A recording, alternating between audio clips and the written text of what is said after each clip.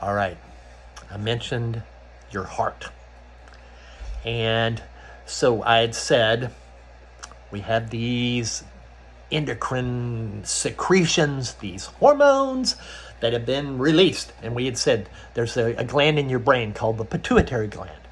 And I mentioned a gland in your neck called the thyroid gland. Well, they're in your brain and in your neck. And yet, the pituitary gland and the hypothalamus, which is in your brain also, it controls 95% of all of physiology. But they're in your brain. So what has to happen is you have to have a way to carry those chemical signals, those hormones, throughout your body. That brings us to the circulatory system.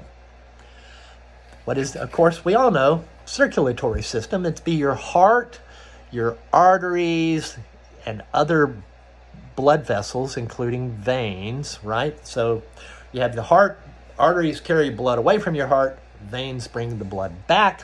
Along the way, it goes everywhere, right?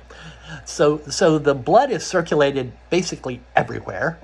And that way, the hormones from your brain, from your neck, from your wherever, they're circulated throughout your body. So circulation of hormones, chemical systems, also nutrients. You eat food and you need it not just in your stomach. Your whole body needs the nutrients. So you have these nutrients, you have waste products that have to be carried as well. What else? One other critical thing. If I put a plastic bag on my head, I'll die. Why will I die? Because I have no oxygen. I'll live for about 4 minutes, but I will die. And, my heart would be pumping, but it would not have any oxygen to transport. So oxygen and other blood gases, the waste gas would be CO2. So transport of all kinds of stuff. Antibodies. At the beginning, or earlier today, I talked about my work with the National Marine Fisheries Service, where I caused a mouse to think that it had caught catfish and make antibodies. And so circulating throughout that mouse were antibodies against the deadly disease called catfish. It wasn't really deadly to the mouse, but the mouse didn't know that. And so when we talk about the COVID-19 crisis, the antibodies that are being transported that will save your life, hopefully, I don't even want to joke about that, but the antibodies that and other components of the immune system that will save your life are being transported in the circulatory system.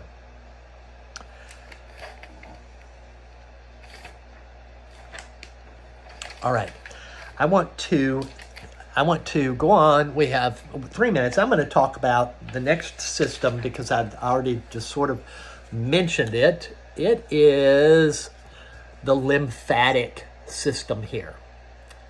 And it is the system that I was talking about for immunity. So one of the functions of the lymphatic system, one of the critical functions, we have two major functions, but one of them is surveillance and protection against pathogens.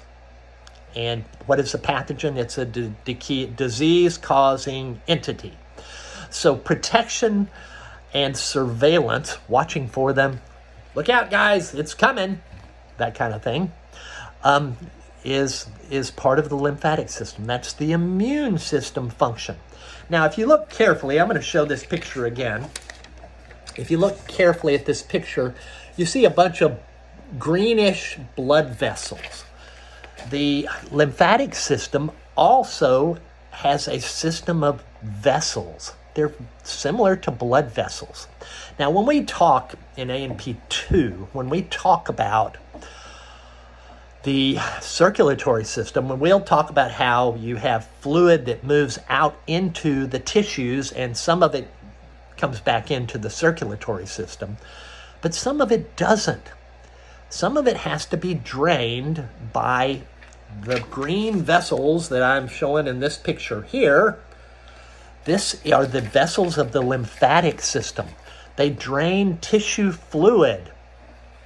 Now, maybe when you were sick sometime, you said, oh, my glands in my neck, they're swollen. What the heck is a gland? It's a lymph node.